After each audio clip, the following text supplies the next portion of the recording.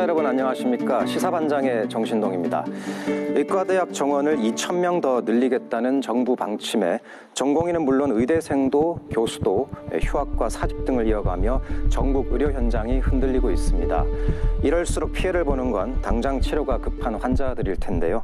의대 증원 논란, 현재 상황은 어떤지, 우리 지역에는 어떤 영향을 미칠지 오늘 시사반장에서 자세히 알아보겠습니다. 먼저 함께해 주신 패널 소개해드리겠습니다. 함준식 전국 보건의료산업노동조합 강원지역 본부장 나오셨습니다. 네, 반갑습니다. 다음은 최요한 시사평론가 나오셨습니다. 네, 반갑습니다. 시사평론가 최요한입니다. 의대 증원에 반대하는 대형 병원 전공의들의 의료 현장 이탈이 이어지는 가운데 강원도에서도 전공의 90% 이상이 사직서를 제출하고 의료 현장을 이탈한 상태라고 합니다. 본부장님, 현재 이 강원도 내 주요 병원들의 수술실이나 응급실 상황 어떤 상황입니까? 예, 현재 주요 대학병원 수술실하고 응급실 축소 운영을 하고 있다 보니까 가동률은 한 60 내지 70%로 떨어졌습니다. 그래서 병원은 직원들에게 무급 휴가와 마이너스 오프를 갖다가 요구하고 있는데 노동조합은 이거를 받아들이지 않고 있습니다. 그러나 사태가 더욱 장기화되면은 아마 저희들도 좀 고민을 해봐야 될 것 같습니다. 예, 가동률이 많이 떨어지고 있고 또 예. 무급 휴가를 병원 차원에서 요구하고 있다 말씀해 주셨습니다. 현재 강원특별자치도는 단계별 비상진료 체계를 운영 중에 있습니다. 강원도 내 26개 응급의료기관 응급실이 24시간 운영 체계를 유지하고 있고 강릉, 춘천, 홍천 국군병원에서도 응급실을 민간인에게 개방 중입니다. 도내 대형 종합병원에서는 비상진료기관 중 중증 환자 중심으로 진료를 진행하고 경증 환자의 경우 지역병의원으로 안내하고 있습니다. 비상진료에 따른 병의원 이용 안내와 비대면 진료 이용 방법 등은 건강보험심사평가원 홈페이지에서 확인하시면 가장 빠릅니다. 예, 지역의료 상황도 이제는 거의 한계에 다다른 것 같습니다. 환자들도 그렇지만 병원 현장에서 다른 의료진들의 피로도도 상당할 것 같은데요. 본부장님 어떤 상황입니까?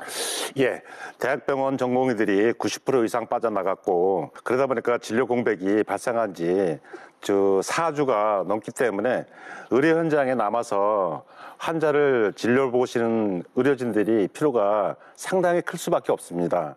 의사들의 동업자인 보건의료 노동자들도 마찬가지로 지금 상당한 심한 고통을 좀 받고 있습니다. 전공의의 업무 공백을 PA 간호사로 메우겠다는 정부의 방침에 따라서 전공의들이 담당했던 의사 업무를 갖다가 PA 간호사가 무방비로 지금 전가된 상태인데 환자 곁을 지켜야 할 의사들이 떠나다 보니까 우리 간호사들이 사명감과 헌신감으로 지금 버티고 있는데 지금 한계에 지금 다다랐다. 저희들은 그렇게 생각하고 있습니다. 예, 의대 증원 문제를 놓고 정부와 의사협회가 한 걸음도 물러서지 않고 있습니다. 정부와 의료계가 도대체 왜 이렇게 강대강 대치를 하는지 많은 분들이 아마 궁금해하실 텐데요. 정부는 절대적인 의사 수가 부족하다라는 입장이고 의료계는 지역이나 필수 의료로 잘 가지 않는 인력 배분에 불균형이 있는 문제라고 합니다. 이 문제에 대해서 두 분 의견 어떠십니까? 순수하게 의료 소비자 입장에서 말씀을 드리자면은 이 상황에 대해서 정부 말도 맞는 것 같고요. 그 의료진 말도 맞는 것 같아요. 다 맞는 말 하는 것 같은데 왜 합의를 못 하는가 참 답답하거든요. 어디까지나 저는 순수 의료 소비자지 않습니까? 어머니께서 연로하셔서 병원을 자주 모시고 가게 됩니다. 그러니까 종합병원에 가서 이렇게 예약을 하게 되면은 2달씩 후에나 예약이 가능해요. 이게 현실입니다. 그래서 지금 화가 나는데 어쩔 수 없이 생각나는 게 의사 수가 부족해서 그런가 보다 생각할 수밖에 없죠. 근데 일부 자료를 제가 어제 그래서 찾아보니까 현재도 의사가 5,000명이 부족하고 지금도 소아과나 산부인과 의사 없고 또 특히 지방 공공의료기관 같은 경우는 의사가 없어서 비어있는 진료과가 굉장히 많다고, 상상 이상으로 많다라고 합니다. 게다가 지금 급속한 고령화까지 감안한다면은 2035년까지 의사가 약 15,000명 정도 부족하다. 이게 정부의 공식적인 입장이고 이게 대체적인 팩트인 것 같습니다. 여기에 맞서서 또 지방의료나 공공의료 관련돼서 신경을 써야 된다라는 의료진의 말도 맞는 것 같고, 그래서 왜 이런 거면 왜 강대강 대치를 해야 하는가에 대해서 의료 소비자로서는 답답할 수밖에 없죠. 예, 본부장님 어떤 의견이십니까? 야, 의사들은 의사 수가 부족하지 않다고 하는데 이건 완전히 틀린 주장입니다. 병원 현장에서는 의사가 부족하기 때문에 심각한 문제가 지금 이미 발생되고 있습니다. 먼저 의사가 없어서 간호사들이 의사 업무를 갖다 대신하고 있습니다. 시술이나 처방, 그리고 동의서 서명, 심지어 수술까지 의사가 아닌 사람들이 의사 업무를 갖다가 대신하고 있습니다. 이런 간호사를 PA 간호사라고 하는데 전국에서 약 한 2만 명 넘게 지금 일을 하고 있습니다. 의사가 충분하면은 PA 간호사가 왜 존재할까요? 의사 수가 부족하기 때문에 지금 PA 간호사를 갖다가 좀 대체하고 있는데, 그러다 보니까 현장에서는 예약도 잘 안 되고 대기 시간도 길고 의사 선생님께서 진료하시는 시간이 매우 짧습니다. 예. 그리고 환자가 병원에 왔다가 의사가 없어서 뒤돌아가는 경우도 상당히 많이 지금 발생하고 있는 상황입니다. 지금 매우 안타깝습니다. 아주. 그러니까 2시간, 3시간 이렇게 기다리고 있다가 의사 선생님 3분 딱 면담하고 그 되돌아가면은 사실 굉장히 허탈하거든요. 그 의료 소비자들 입장에서는 이게 제대로 진단을 받는 거 맞는가부터 시작해서 불신이 거기서부터 시작이 되는 거예요. 그런데 지금 나오는 이야기들은 의사수 부족하지 않다. 의사 선생님들 그렇게 이야기하고. 그러나 주장하는 것이 틀린 건 아니고 여러 가지 봤을 때 우리 국민들이 혼란스러울 수밖에 없습니다. 예.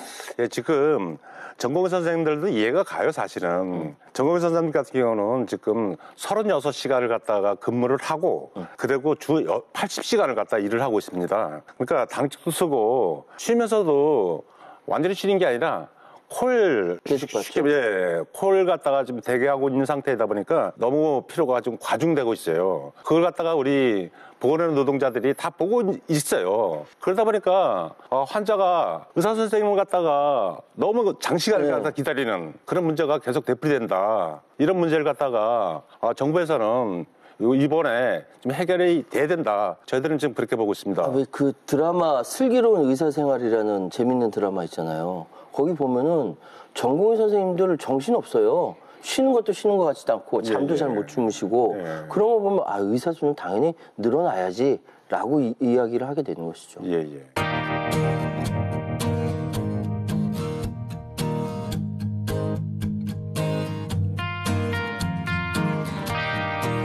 일단 제가 이거 준비한 자료를 먼저 보여드리면서 설명을 드릴게요. 이것이 이제 OECD 통계고요. 이 2022년도에 국민 한 1000명당 의사 수를 보면은 2.5명이 되어 있고 OECD 평균은 3.7명 이렇게 되어 있어요. 이 자료만 보고 나면은 의사 수 굉장히 적다 이렇게 느끼실 수 있어요. 근데 이 표를 좀 더 자세히 들여다 보면은 일본도 굉장히 적습니다. 미국도 적고 캐나다, 영국도 적어요. 그러니까 의료 선진국으로 되어 있는 그런 나라들도 굉장히 적다. 따라서 OECD 평균 대비 적기 때문에 의사수를 늘려야 한다는 논리는 조금 더 고민을 해봐야 될 부분이라 생각되고요. 그러니까 일본도 늘리고 한국도 많이 늘린다 이런 생각이 좀 드시겠죠. 근데 이런 걸 또 있어요. 의사 한 명당 연간 상담 건수에서 이 자료도 있거든요.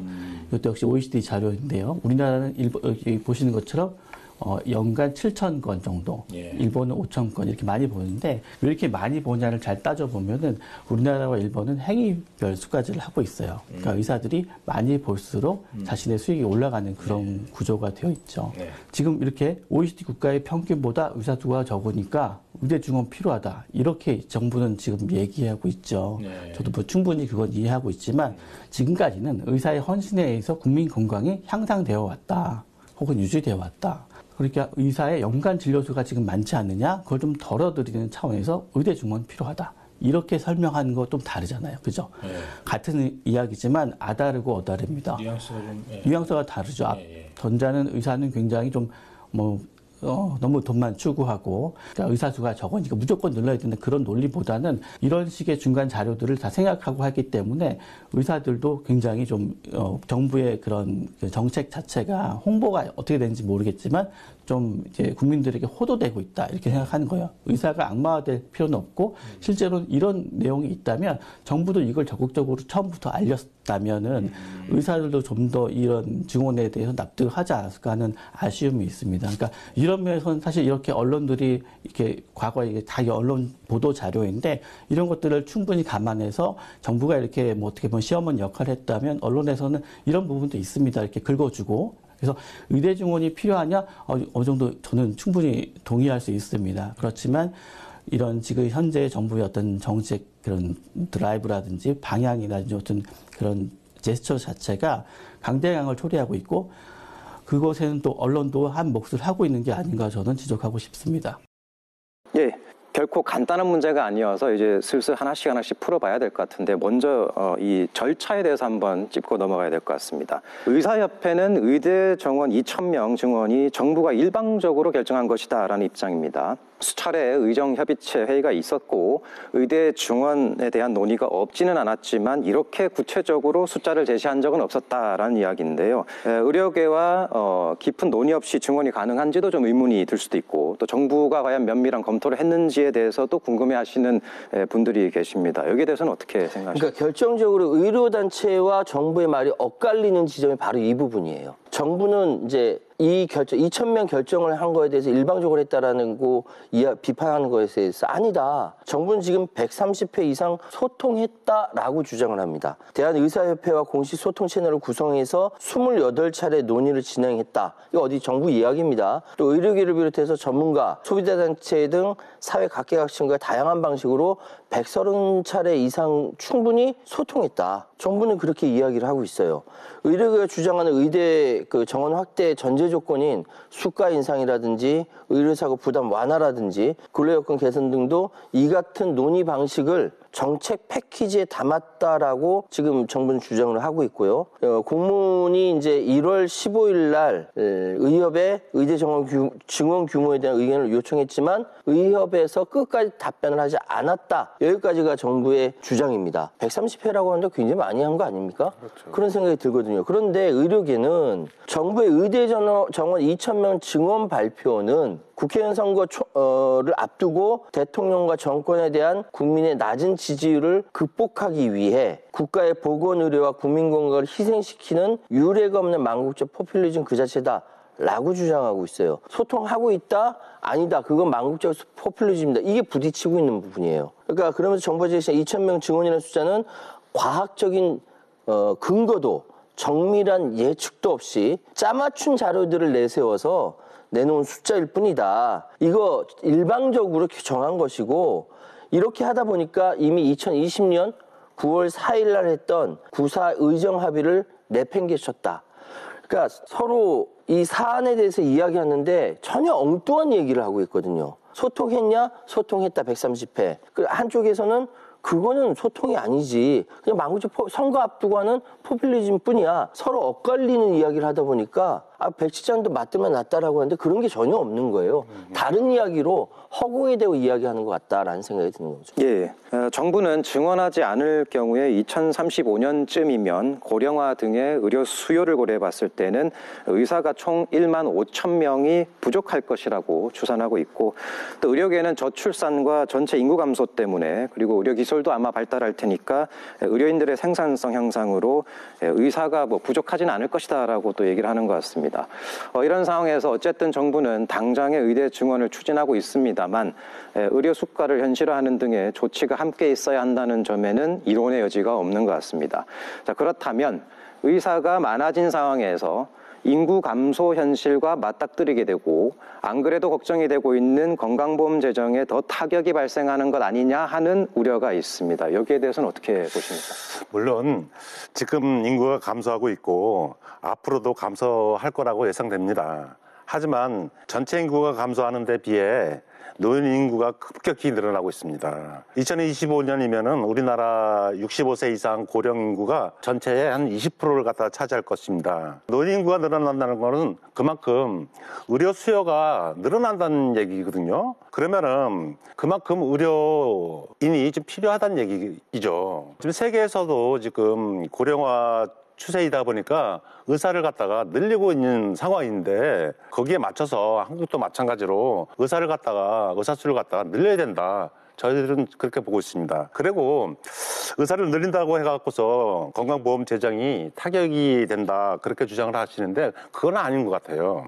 왜냐하면 의사들이 수익을 위해 경쟁적으로 진료량을 늘리고 그리고서 과잉 진료 문제라면은 제가 볼 때는 의사 스스로가 자정 능력을 좀 갖춰야 되지 않겠냐라는 생각을 들고 그리고 의료 서비스를 갖다가 높여서 공공 건강보험 타격을 갖다가 막을 수 있다 그런 생각을 듭니다.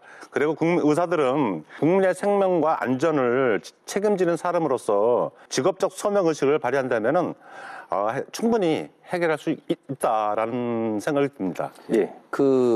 우리 의사 선생님들이 가지고 있는 기본적인 누구나 다 히포크라테스 선서를 하면서 의사로서 직업윤리를 발휘하고 계시겠지만 여기에 대해서 국가에서 제도적으로 보완을 해줄 부분이 있다라는 생각도 들어요. 제가 방송 준비하면서 보니까 이미 건보 재정에 타격을 줄 수 있지 않느냐라는 질문에 대해서 연구 보고서가 나와 있더라고요. 보니까 홍석철 서울대 건강금융연구센터장이 연구 보고를 했는데 건보 재정 고갈 시점이 지금 정부가 예측한 2028년보다 앞당겨질 수가 있다. 그렇기 때문에 지출을 효율화하는 구조를 지금이라도 갖춰 나가야 된다라고 이야기를 하고 있고 인구 구조라든지 건보 재정의 특징상 건보 재정 수입을 늘리는 것으로 지출 증가 속도를 따라가는 것은 한계가 있다.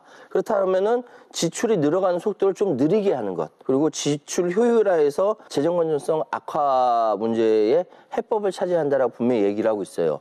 그러면 지금 건보 재정이 새어 나가는 부분이 있지 않은지부터 점검을 해야 된다는 이야기고 여기에서 나오는 여러 가지 제도적인 보완책은 뭐 총액계약제라든지 연간공제제도라든지 의료서비스 이용 가격 조정이라든지 특히 의료서비스 같은 경우는 의료서비스 시장도 어차피 수요와 공급에 따라서 결정나는 것이니까 이걸 좀 더 본인 부담률을 좀 높이는 쪽으로 해서 좀 효율화하는 것이 낫지 않겠냐 이런 제도적인 뒷받침을 생각 안 하는 건 아니거든요. 다들 생각하고 준비하고 있는데 이 부분에 대해서 좀 직접적으로 먼저 이야기하고 대화하고 풀어야 될 거 아닙니까? 서로 뻥뻥 다른 얘기하고 있으니까 대화로 풀리지도 않는 거예요.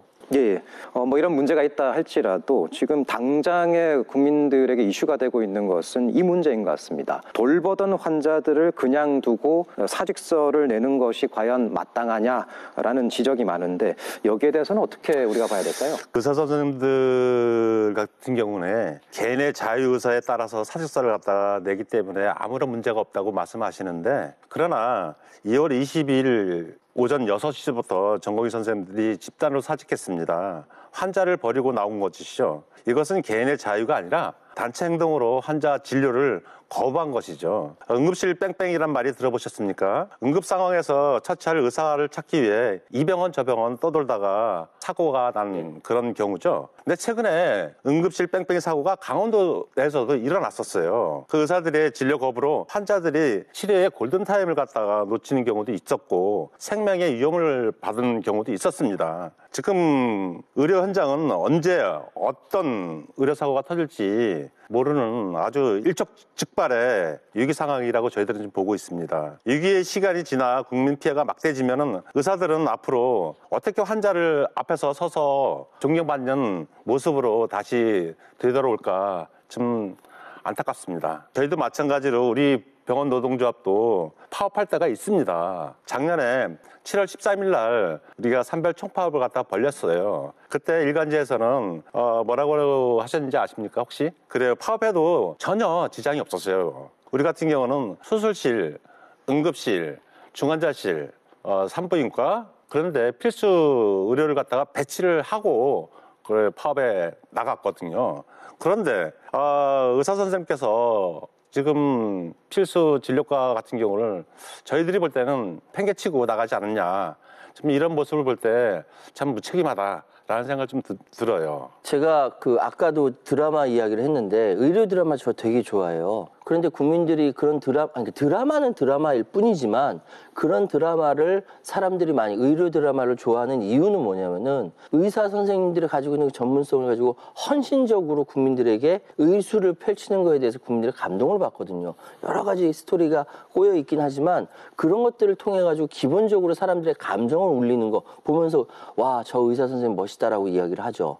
그런데 돌보던 환자를 놔두고 사표를 내고 나간다라는 것은 그 어떤 의료 드라마에도 있지 않은 사항이고 지금 현실로 벌어지고 있으니까 오히려 현실이 더 드라마보다 더하다라는 이야기가 나오는 겁니다. 의사 맞냐? 밥그릇 챙기기 아니냐? 뭐 이런 얘기가 나올 수밖에 없죠. 병원에서는 환자와 그 환자 보호자는 어차피 약자일 수밖에 없어요. 의사 선생님이 뭐라고 이야기하면 힘들어도 해내야 되는 약자일 수밖에 없는데 그 약자들 내팽개치고 나간다는 것은 의사 자격이 없다라고 좀 명백하게 말씀드릴 수가 있습니다. 그런데 지금 이 상황에서 당연히 비판의 목소리가 가장 큰 거는 선망하는 직업, 고액 연봉이 보장된 대표적인 사자 직업에 대한 희소성이 떨어질까 봐 이런 집단 반발 심리가 나오는 거 아니냐라는 비판이 나올 수밖에 없는 것이죠. 이참에 그러면 이런 사자 직업에 대한 여러 가지 희소성 떨어질까 봐 벌어지는 일들이라고 한다면은 비대면 진료라든지 아까 얘기했던 PA 간호사라든지 그 확대라든지 그 규제 풀어서 의사가 갖고 있는 권한을 대폭 이양하는 것이 낫지 않느냐라고 이야기 나올 수밖에 없는 거예요. 그렇다고 한다면 지금 돌보던 환자를 그냥 놔두고 사표를 내는 것은 저는 있을 수 없는 일이라고 생각합니다. 네, 집단 사직서 제출. 집단을 좀 강조하면 단체 행동이지만 또 사직서 제출이라고 우리가 보게 되면 또 개인의 사직서 제출이다 보니 법적으로 참 판단하기 어려울 것 같긴 합니다. 의대 입학 정원 수요조사 결과가 발표됐습니다. 강원도의 경우 강원도 내 총 4개 의과대학이 정부에 요청한 전체 정원 증원 규모가 지금의 2배 정도 되는 것으로 확인됐습니다. 의대별 최대 정원 신청 규모는 강원도에서 강원대학교가 현재 49명에서 140명으로 가장 많은 증원을 요청했습니다. 전국적으로 의대생들의 휴학계 제출과 수업 거부, 의대 교수님들의 사직서 제출도 늘고 있다는데 맞습니까? 예, 대학본부와 의과대학 간의 증원 규모를 두고 그러니까 견해차를 보이면서 의대 교수들이 급게 삭발하는 일까지 벌었죠. 강원도도 있었을 거예요. 교수들은 최대 100명까지 증원하는 게 적당하다거나 현 시점에서 증원하는 건 부적절하다라고 의견을 냈다라는 거죠. 그런데 대학 측은 현재 정원보다 약 3배 더 많은 규모로 늘려달라고 교육부에 요구한 사실이 알려져서 교수들이 반발을 하는 겁니다. 그래서 아까 말씀하셨던 49명에서 140명 의대 정원 확대 요청을 했다는 것이죠, 이게. 지역 의료를 살리기 위해 비수도권 지역 의대에 늘어나는 정원의 82%를 몰아줬고 반면 서울 지역 의대에는 단 한 명도 배정하지 않았습니다. 지금이라도 의대 정원을 늘려 꾸준히 의사를 길러야 그 해결에 실마리를 찾을 수 있습니다. 의사협회는 정부가 의대 증원 배정을 폭력적으로 밀어붙였다고 맹비난했습니다. 총선에서 지역표를 의식한 발표라고도 주장했습니다. 그러면서 14만 의사들의 의지를 모아 윤석열 정권 퇴진운동을 벌이겠다고 목소리를 높였습니다. 지방의 의대 정원을 집중 배치하면 지방에 계신 많은 국민들이 자기를 지지해 줄 거라고 믿고 있는 그 얄팍한 속셈 때문인 것입니다. 오늘부로 대한민국 14만 의사들은 의지를 모아 윤석열 정권 퇴진운동에 나서기로 했습니다. 정부가 2025학년도 의과대학 학생 정원 배정 결과를 공개한 가운데 강원권 4개 대학에는 모두 165명이 늘었습니다. 정부 배정안에 따르면 강원대는 기존 정원 49명에서 83명 늘린 132명으로 정원이 확대됐고 가톨릭 관동대는 49명에서 51명 증원, 연세대 미래캠퍼스는 93명에서 7명 증원, 한림대는 76명에서 24명 증원해 세 대학 모두 정원이 100명으로 정해졌습니다. 하지만 상당수 대학들은 증원 배정안을 받아들고도 쉽게 웃지 못했습니다. 이번 발표 이후 의대 교수들과 의대생들의 반발은 더 커질 걸로 예상되기 때문입니다. 좋다, 반기고 있다, 뭐 이런 것도 없고요. 그렇다고 싫다라는 것도 없고 입장을 말씀드리기는 좀. 여하간 이러한 증원에 있어서의 방법이 너무 급작스럽고 서로에게 소통하는 방법으로 되지 않은 부분들은 아쉬운 면인 것 같습니다.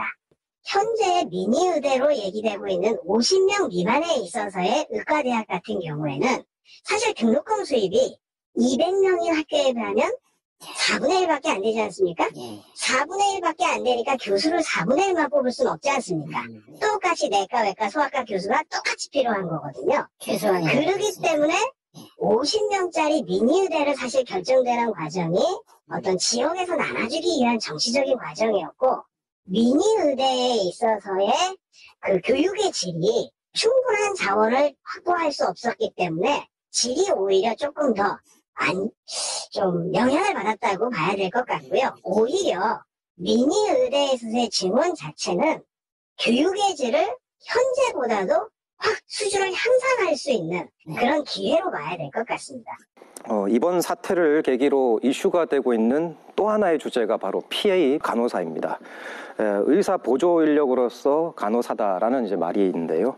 본래 의사들이 해야 하는 업무를 분담해서 보조하고 지원해주는 역할을 담당하고 있다고 합니다. 이분들이 합법과 위법의 경계에서 애매한 위치에 계셨다는데, 최근 보건복지부가 간호사로 하여금 합법적으로 의사 업무 일부를 대신할 수 있도록 한 간호사 업무 관련 시범사업 보완 지침을 공개했습니다. 본부장님, 어떤 내용입니까? 예, PA 간호사는 의사 업무를 지원하는 간호사를 말합니다. 정확한 통계는 없는데 전국적으로 한 2만 명 정도가 있는 걸로 추산이 되고 있습니다. 정확한 통계를 잡을 수 없는 거는 제도화되어 있지 않기 때문에 지금 그렇습니다. 그래서 의사가 부족해서 의사가 해야 할 업무를 갖다가 하다 보니까 의사 업무를 갖다가 떠넘기는 게 문제이죠. 이 때문에 PA 간호사들이 불법과 합법의 경계에서 의사 업무를 갖다가 대리해 왔습니다. PA 간호사들이 법적 보호를 받지 못하는 불법 의료를 시행하기 때문에 늘 불안에 시달리고 있습니다. 이번에 정부가 발표한 간호사 업무 관련 시범사업 보완 지침은 98개의 의사 업무 중에서 9개만 빼놓고 89개의 의사 업무를 간호사에게 할 수 있도록 대폭 허용했습니다. 우리가 통상 일반 간호사, 전임 간호사, 쉽게 말해서 PA 간호사라 그러죠. 네. 그리고 전문 간호사, 이 세 분류를 하고 있는데, 이 모든 간호사에게 제가 하나, 둘, 세 개를 갖다가 구분해 갖고 말씀드릴 건데, 그 모든 간호사에게 응급 상황에서는 심폐소생술이나 응급약품 투여, 마취제 투여, 그리고 코로나19 진단, 그리고서 A라인을 통한 동맥혈 치취, 그 유치 도뇨관, 혈액 배관 검사, 심전도 초음파 검사 등을 할 수 있도록 허용했습니다. 그리고 전문 간호사와 전담 간호사, 아까 얘기한 PA 간호사에게는 수술 부위, 봉합, 그리고 매듭, 그리고 비위관 사압관, 그리고 세척, 흡입 드레싱, 중식정맥관 관리, 그리고 동맥혈 채취, 석고붕대, 부목, 복합 드레싱, 체외 충격파 세석 수술, 그리고 유치도뇨관 삽입 등을 허용했습니다. 심지어는 검사 약물 처방과 진료 기록, 그리고 검사 판독 의뢰, 협진 의뢰, 진단서, 전원 의뢰서, 수술 동의서, 검사 및 시술 동의서, 수술 기록과 마취 기록 초안까지 전문 간호사와 전담 간호사의 명의로 작성할 수 있도록 허용했습니다.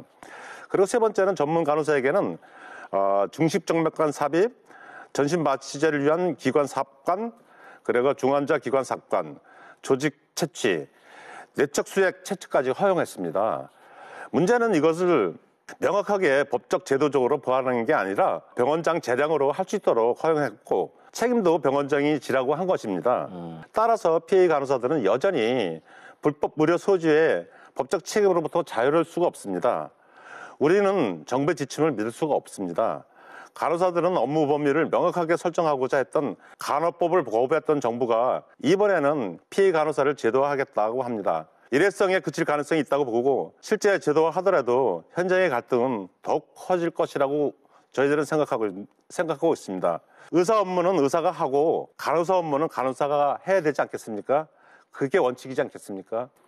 근데 제가 그 의료 전문 기술, 요 용어를 잘 몰라서 말씀드리기는 어렵습니다. 방금 말씀하신 걸 보면은 거의 의사인데요?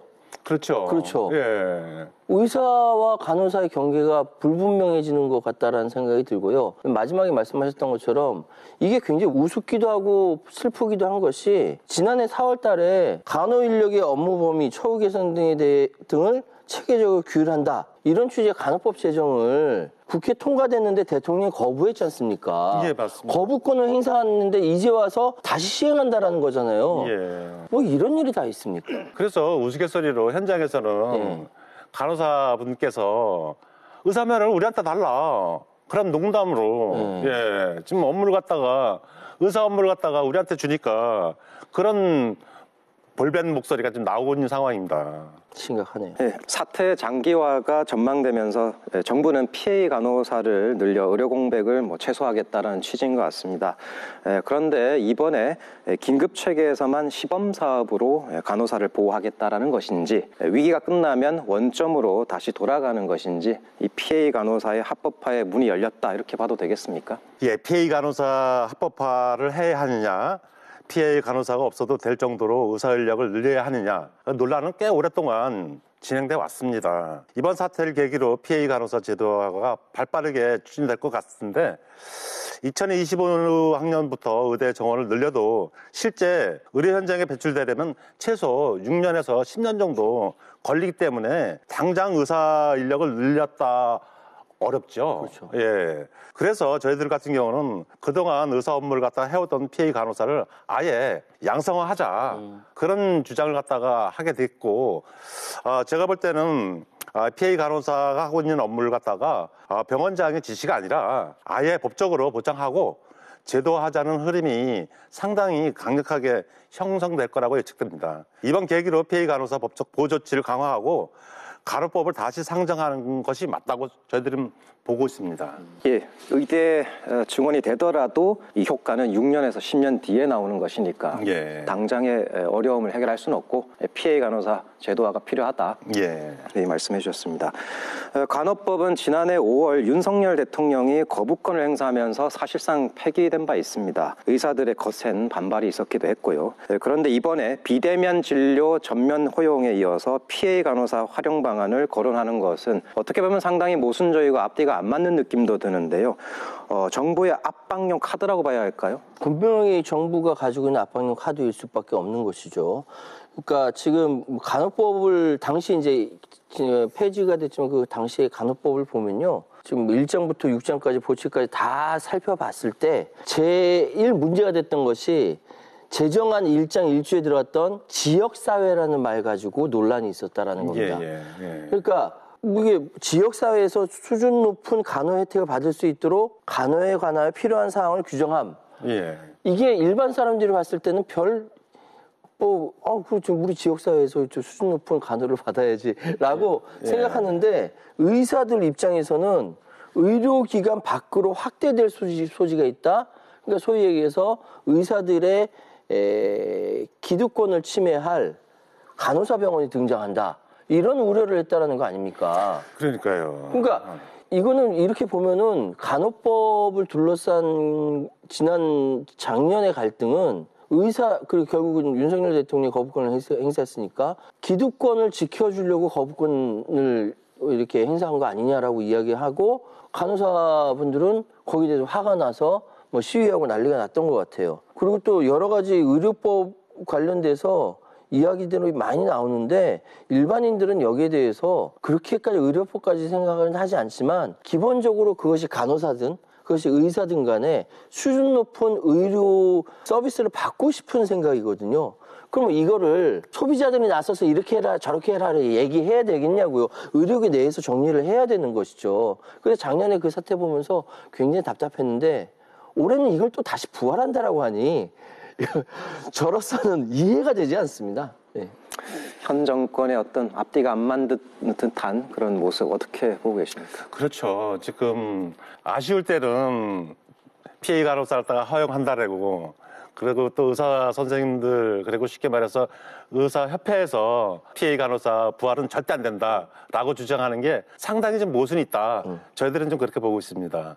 그래서 이번에 계기로 해갖고 98개 그 의사 업무를 갖다가 9개 분야 빼고서 89개를 갖다가 폐의 간호사들한테 의사 업무를 갖다 넘길 때는 정부에서도 마찬가지로 이게 정말 폐의 간호사가 필요하구나라는 걸 갖다가 자기들도 인식을 했다. 그걸 갖다가 거부권을 한다?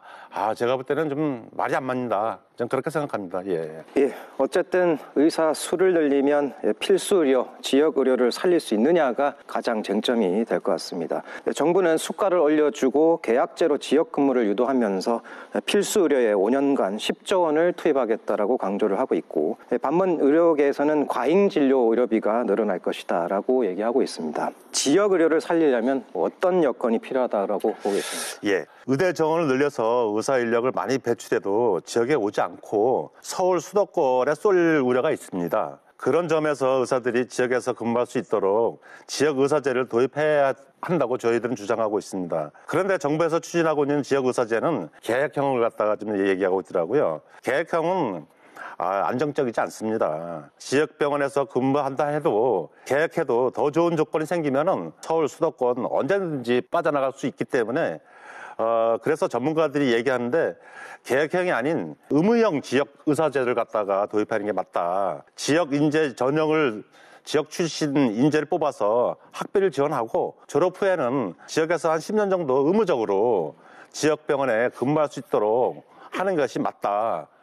이미 옆 나라 일본에서는 그런 방식을 도입해서 지역 의료를 갖다가 좀 살리고 있어요. 그래서 지역병원에서 의사 인력을 안정적으로 확보하고 안정적으로 운영할 수 있도록 제가 볼 때는 지역 의사제가 꼭 필요하다. 그렇게 생각하고 있습니다. 예, 계약제가 아니라 의무형 지역 의사제가 필요하다. 그렇죠. 일본 사례도 있다라고 말씀을 해 주셨고요.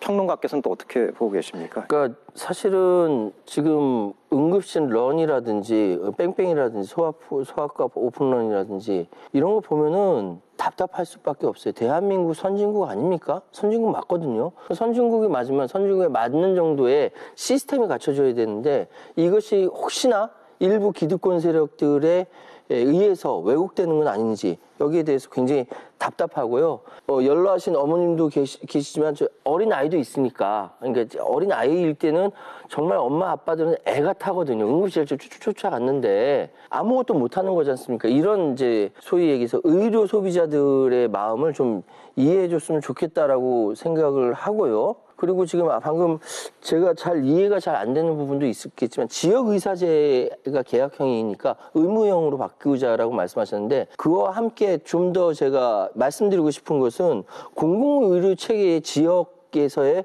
공공의료체계가 확립되지 않았을 경우에는 이 부분은 아무리 의무형으로 해도 제대로 안 되는 경우가 있을 수 있지 않습니까? 지금 전국적으로 교통이 잘 돼 있기 때문에 의사들 찾아서 서울로 수도권으로 가는 경우가 굉장히 많아지기 때문에 지역에서의 경쟁력을 키워야 된다는 생각도 들고요. 그러기 위해서는 사실 아까 말씀드렸던 PA 간호사와 함께 지역 공공의사제 방식도 같이 고민을 해봐야 되지 않을까라는 생각을 합니다. 예, KTX 등을 통해서 언제든지 서울로 가다 보니까 지역 의료 자체의 경쟁력 강화가 필요하다는 말씀이신데요. 어떻게 보고 계십니까? 저도 그건 맞다고 생각하는 게 왜 이런 문제가 발생되냐면은 제가 그 속초의료원에 근무할 때 지금 의사 선생님들의 수요가 좀 상당히 부족하다 보니까 필수 진료과를 갖다가 지금 못 메우는 상황이에요.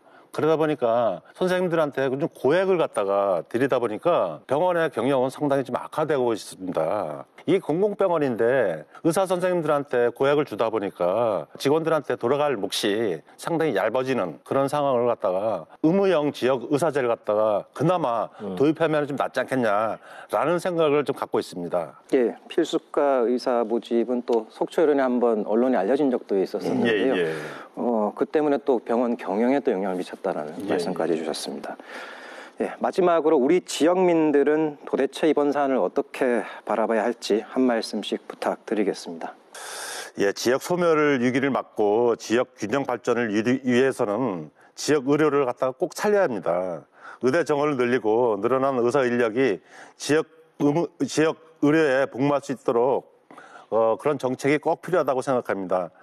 의사들이 국민에게 큰 실망을 주고 있어 매우 안타까운데 진료 현장으로 돌아와서 먼저 진료를 정상화하고 지역 의료를 살릴 수 있는 대안을 놓고 함께 대화해서 국민의 지지를 받는 해답을 갖다가 만들었으면 좋겠습니다. 지금 의료 재난 상황이 더 길어지면 안 됩니다. 국민의 피해와 고통을 멈춰야 합니다. 의대 증원을 둘러싼 강대강 대치는 누구를 굴복시키기 위한 치킨 게임이 아닙니다. 총선에서 표를 얻기 위해 정치 게임으로 악용되어서는 안 된다고 생각합니다. 의대 증원과 이를 통해서 필수 의료, 공공의료, 지역의료를 살릴 수 있는, 그리고 국민의 생명을 지키기 위한 더 이상 미룰 수 없는 국가적 과제라고 생각합니다. 그래서 우리 보건의료노조 강원본부는 의사 집단 진료 거부를 둘러싼 강대강 대치를 끝내고 조속한 진료 정상화를 이루기 위해 다음과 같이 필수 의료, 지역 의료, 공공의료 해법을 마련하기 위한 사회적 대화를 갖다가 제안합니다. 그래서 보건노조 강원지역본부는 진료 정상화하기 위한 국민 행동이 필요하다는 시점이라고 판단해서 의사 진료 거부 중단과 조속한 진료 정상화 촉구하는 범도민 서명운동을 시작했습니다. 병원에서, 거리에서, 그리고 온라인을 통해 대대적인 범도민 서명운동을 전개하면서 조속한 진료 정상화를 바라는 도민의 목소리를 모아내겠습니다. 예, 감사합니다. 예, 선거를 의식해서는 안 된다. 국민 건강에 중심에 있어야 되고 사회적 대화를 제안하셨습니다. 예, 오죽했으면 국민들이 나서서 정부와 의사든 서로 대화하라고 서명하겠습니까? 이게 말이 안 되는 상황이거든요. 의사 선생님 부족합니다. 늘려야 합니다. 찬성을 해요. 그런데 무작정 그게 2,000명 늘리는 것이 답니까? 필수의료, 지역의료 이거 어떻게 합니까? 이야기하는 거 맞아요. 그러면 정부 얘기도 맞고 의료계 얘기도 맞단 말이죠. 맞는 얘기인데 왜 강대강 대치를 하냔 말이죠.